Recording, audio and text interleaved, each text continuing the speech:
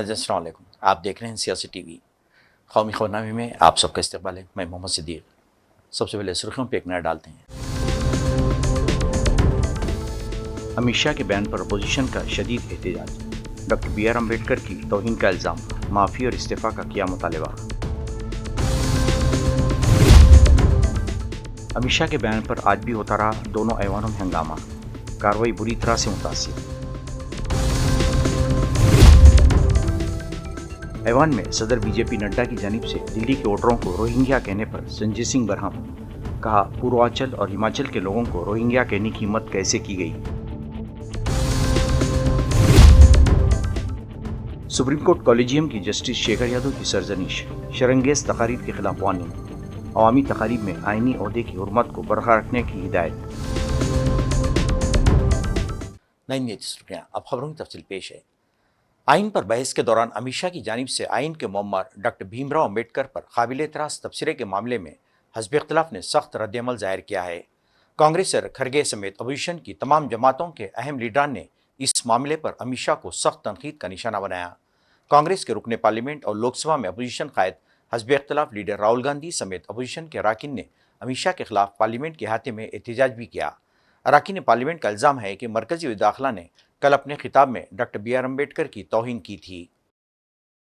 कांग्रेस और राज्यसभा में अपोजिशन के लीडर मल्लिकार्जुन खड़गे ने कहा कि अमित शाह ने डॉक्टर बी.आर. अम्बेडकर की तौहीन की है। हम उनके इस्तीफा की मांग करते हैं। शाह को मुल्क की आवाम से माफ़ी मांगनी चाहिए। खड़गे ने कहा, जब अमित शाह ने बाबा साहब के बारे में बात कर रहे थे तो इन्होंने कहा कि जितनी बार आप अम्बेडकर का नाम लेते हो, इतनी बार अगर आप भगवान का नाम लेंगे तो 7 बार जन्नत में जाएंगे। यानी बाबा साहब का नाम लेना गुनाह है। इस वक्त मैंने हाथ उठाया और उन्हें बोलने से रोकने की कोशिश की, लेकिन मुझे मौका नहीं मिला। ये बात कहना,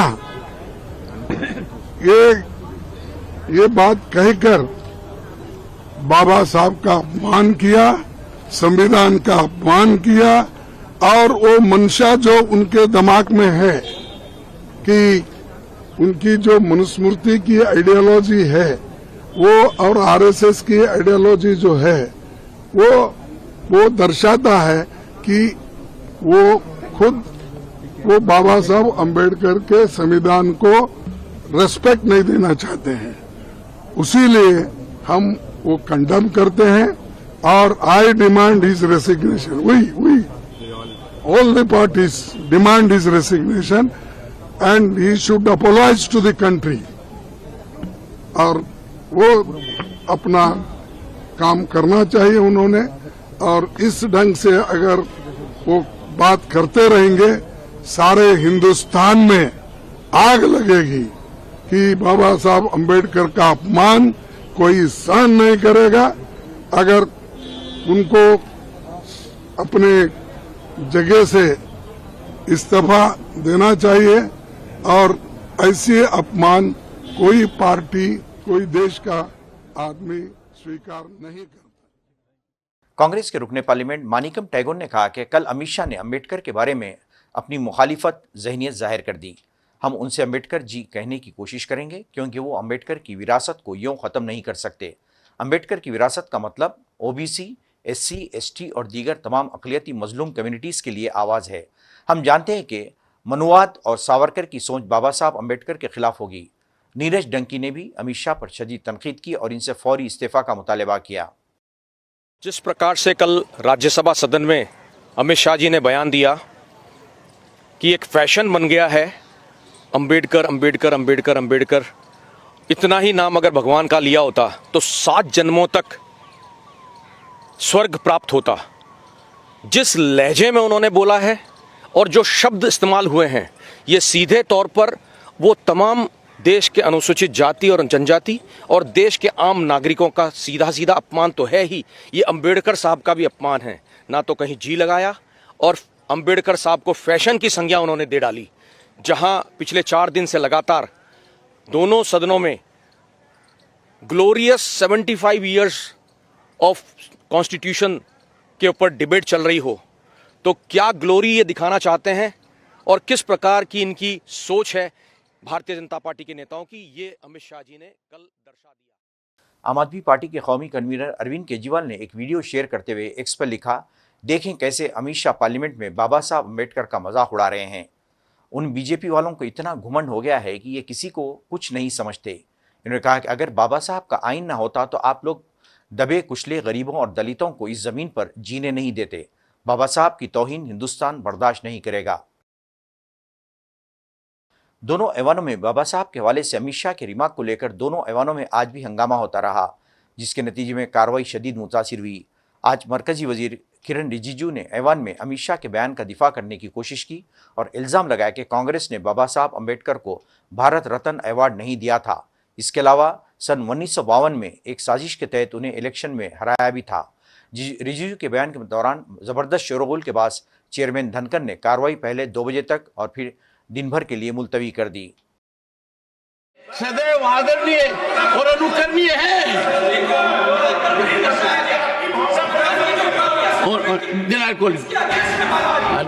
honourable minister, honourable chairman sir, कल बहुत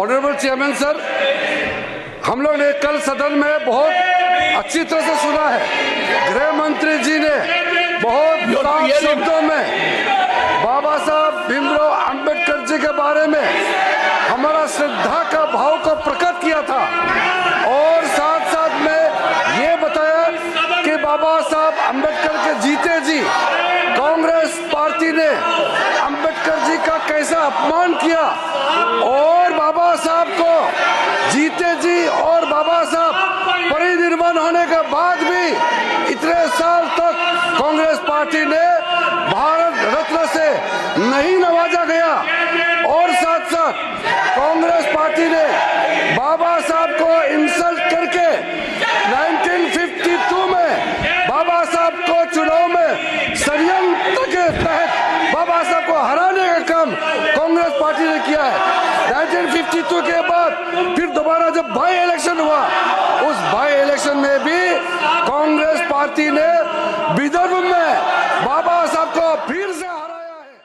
सर मजलिस असदुद्दीन अवैसी ने आज पार्लियामेंट के मुलतवी होने के बाद मीडिया से बात करते हुए इल्ज़ाम लगाया कि बीजेपी की हुकूमत बाबा साहब अम्बेडकर के कानून पर अमल से गुरेज कर रही है। इन्होंने अमित शाह से फौरी इस्तीफा का मुतालबा करते हुए कहा, बाबा साहब की तौहीन करने वाले अमित शाह को फौरी अपने ओहदे से इस्तीफा दे देना चाहिए।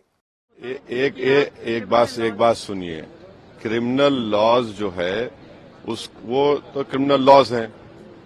जो शरीयत एप्लीकेशन एक्ट है या मुस्लिम पर्सनल लॉ है वो तो सिविल मामलात के लिए है। अब अमित शाह देश को बताएं कि जिस स्टेट से वो आते हैं, गुजरात से, वहां पर डिस्टर्ब एरियाज एक्ट है। एक हिंदू अपना घर मुसलमान को नहीं बेच सकता, मुसलमान हिंदू को नहीं बेच सकता और बरसों से चले आ रहा है। वो संविधान का वायलेशन नहीं है। वो गुजरात में और जहां जहां बीजेपी सत्ता में है वहां पर आप कन्वर्जन के खिलाफ कानून बना दिए, जबकि संविधान में राइट टू चॉइस एक फंडामेंटल राइट है। आप कौन होते किसी को रोकने के लिए मजहब तब्दील कोई कर रहा है? तो अगर आज बाबा साहब अम्बेडकर जिंदा होते तो उनको कहते लोग कि भाई आप नहीं बदल सकते अपना रिलीजन। जब बाबा साहब अम्बेडकर संविधान बनाए और उन्होंने अपना रिलीजन चेंज किया, आप कौन होते उसके खिलाफ रूल्स बनाने, कानून बनाने वाले? आपने कानून बना दिया। आपने लव जिहाद के ऊपर कानून बना दिया। बीजेपी जहां जहां सत्ता में है वहां पर संविधान के खिलाफ काम कर रही है। गोवा में बीजेपी की सरकार है, वहां पर कानून ये है कि अगर कोई 25 साल और 30 साल के दरमियान में कोई हिंदू महिला है, वाइफ है, और अगर वो इस उम्र के दरमियान में बेटे को जन्म नहीं देती है तो उसके हस्बैंड को दूसरी शादी करने का राइट है। उसको निकलवाइए। आप कानून बना रहे हैं कि कौन क्या खा सकता है, क्या नहीं खा सकता। आप हरियाणा में गौरक्षक को पुलिस पावर्स दे रहे हैं, वो पकड़े और मारे लोगों को। ये संविधान में है क्या? ये तो ये साफ जाहिर होता है कि अमित शाह और बीजेपी में एक डिस्क्रिमिनेटरी, उनके पास एक पॉलिसी है मुसलमानों के खिलाफ। और भारत के संविधान में फ्रीडम ऑफ रिलीजन एक फंडामेंटल राइट है। आर्टिकल 26 में रिलीजियस डिनोमिनेशन को इख्तियार है कि अपने मजहबी इदारों कायम करे। तो ये दोनों फंडामेंटल राइट्स का वायलेशन कर रहे हैं। और क्या यूसीसी में सिर्फ डायरेक्टिव प्रिंसिपल का यूसीसी है? डायरेक्टिव प्रिंसिपल में यह भी लिखा गया कि भारत में रिसोर्सेज सबको बांटा जाए। डायरेक्टिव प्रिंसिपल में भी कि शराब पर पाबंदी आयद कर। हमेशा शराब पर पाबंदी क्यों नहीं आयद करते पूरे देश में? चलिए करिए, क्यों नहीं करते आप? डायरेक्टिव प्रिंसिपल में बहुत सी चीजें हैं जिसका वो सेलेक्टिवली भूल जाते हैं। शिवसेना यूबीडी के रुकन राज्यसभा संजय रावत ने बीजेपी और मोदी को कड़ी तनकीद का निशाना बनाते हुए कहा, गुज़िश्ता 10 सालों में मोदी ने भारत को जो नुकसान पहुंचाया है, इसकी माजी में कहीं मिसाल नहीं मिलती। और 5 मिनट पहले यहाँ चोर चोर के नारे लग गए। कौन चोर है, कौन डकैत है, मैं उसमें नहीं जाना चाहता हूँ, लेकिन इस देश के चोर और डकैत भी प्रामाणिक रहे हैं। इस देश के चोर और डकैत भी प्रामाणिक रहे हैं और स्वतंत्रता संग्राम में उनका भी सहभाग रहा है। ब्रिटिशों के खजाने लूटकर यो डकैत उस जमाने के महाराष्ट्र में और चंबल में क्रांतिकारी और स्वतंत्रता सेनानी को देते थे हमारी ये मूवमेंट चलाने के लिए, लेकिन वहाँ से तो ना कोई स्वतंत्रता संग्राम में रहा, ना किसी लड़ाई में रहा, फिर भी ना वहाँ का माल कभी जनता के और देश के लिए। बात ऐसी है कि मुझे डर लगता है, मुझे डर लगने लगा था जब वहाँ से संविधान की बड़ी चिंता हो रही थी। संविधान के ऊपर जो आपका जो प्यार मैं देख रहा था, मुझे इतनी चिंता लगी कि आप सचमुच संविधान खतरे में आ रहा है। जब आप लोग कभी किसी के ऊपर ज्यादा चिंता दिखाते हो, प्यार दिखाते हो, तो खतरा बढ़ जाता है। सर, बीजेपी जेपी नड्डा ने ऐवान में बहस में हिस्सा लेते हुए इल्जाम लगाया कि आम आदमी पार्टी वोटों के लिए रोहिंग्या को पनाह दे रहे हैं, जिस पर आम आदमी रहनुमा शदीद बरहम हो गए। इन्होंने कहा कि दिल्ली में हिमाचल, उत्तरांचल और पूर्वांचल के लोग बसते हैं, उनको रोहिंग्या कहकर बीजेपी ने दिल्ली के लोगों की तौहीन की है। इन्होंने सीधा सवाल किया है कि आपको हिम्मत कैसे हुई इन्हें रोहिंग्या कहने की। 4 कार्यकर्ताओं ने 637 वोट कटवाने का आवेदन दिया। करावल नगर ने 2 कार्यकर्ताओं ने 3260 अर्जी दिया। मुस्तफाबाद में एक व्यक्ति ने 34 वोट मैं नहीं कर रहा। I am not एल्डिंग sir, I am not एल्डिंग। Leader of the house, I am not house. नहीं सर, ऐसे आप तो फिर ऐसे अलाउ करेंगे। आपको हम समय देंगे, आप देखिए। Leader of the house. मैं एक ही बात स्पष्ट करना चाहता हूं कि जिस संविधान ने ये ताकत दी है कि वो वोटर्स लिस्ट के बारे में जो चर्चा कर रहे हैं कि उसको कटवाने का प्रोविजन भी संविधान के अंतर्गत ही है। और उसमें देखने वाली बात यह है कि ये इतने दिन सत्ता पे कहीं रोहिंग्या और बांग्लादेशी के वोटों पर तो नहीं बने हुए थे। माननीय संजय जी, इतनी शानदार बात आज की है लीडर ऑफ द हाउस ने सर, मैं इनका नमन करता हूं। इतनी बढ़िया बात इन्होंने कह दी कि मैं इसका जवाब जरूर दूंगा। सर, इन्होंने कहा कहीं ऐसा तो नहीं जिनके नाम काटे जा रहे हैं वो रोहिंग्या हैं। हमारे उत्तर प्रदेश के भाई, हमारे पूर्वांचल के भाई, हमारे यूपी बिहार के भाई जो 40-40 साल से दिल्ली में रह रहे हैं, अपने श्रम, अपने खून पसीने से दिल्ली को बना रहे हैं, आप उनको रोहिंग्या करें। आप उनको रोहिंग्या करें। हिम्मत कैसे हुई आपकी? हिम्मत कैसे हुई आपकी? आप बैठे। आप हमारे पूर्वांचल के भाइयों को रोहिंग्या कहेंगे? हिम्मत कैसे हुई आपकी? हिम्मत नहीं होनी चाहिए आपकी। बीएचपी के एक प्रोग्राम में मुतनाज़ा बयान देने के मामले में इलाहाबाद हाईकोर्ट के जज जस्टिस शेखर यादव को सुप्रीम कोर्ट कॉलेजियम ने तलब किया है।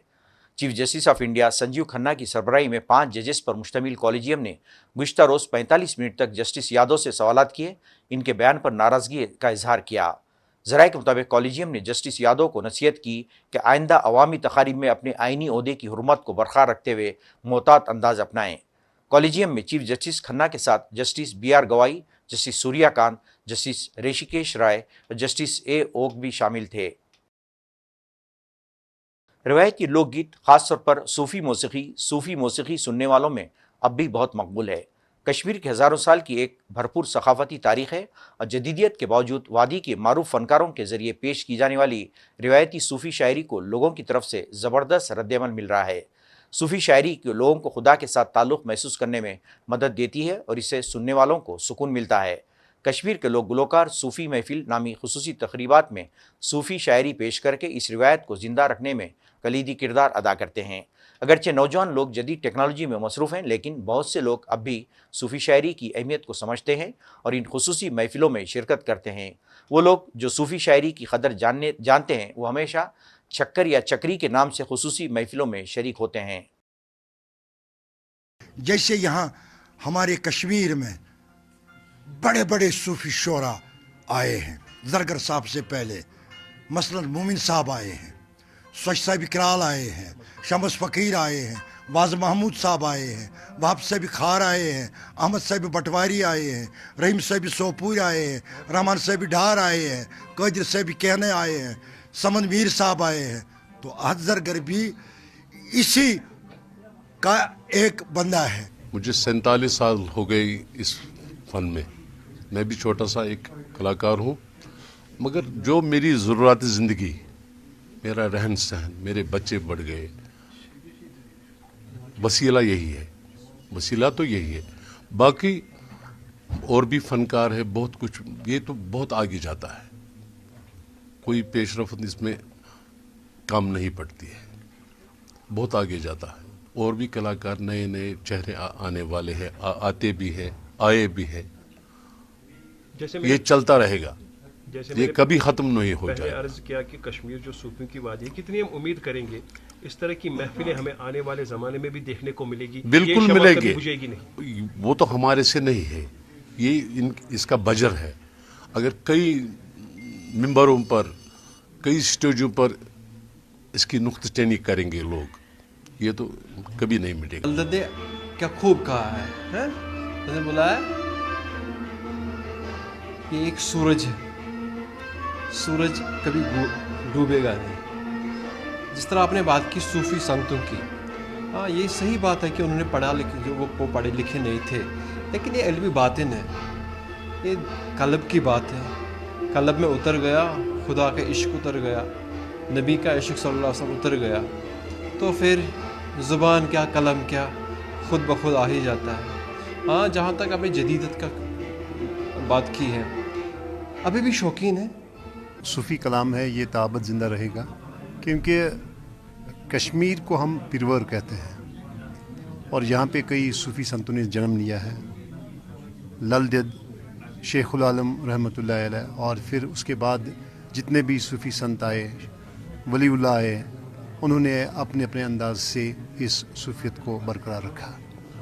और फिर ऐसा दौर आया कि हमारी वादी में एक ऐसे सूफ़ी शायर पैदा हुए जिन्होंने अपने कलाम से, अपने शायरी से जो कश्मीर के जो लोग हैं उनके दिल।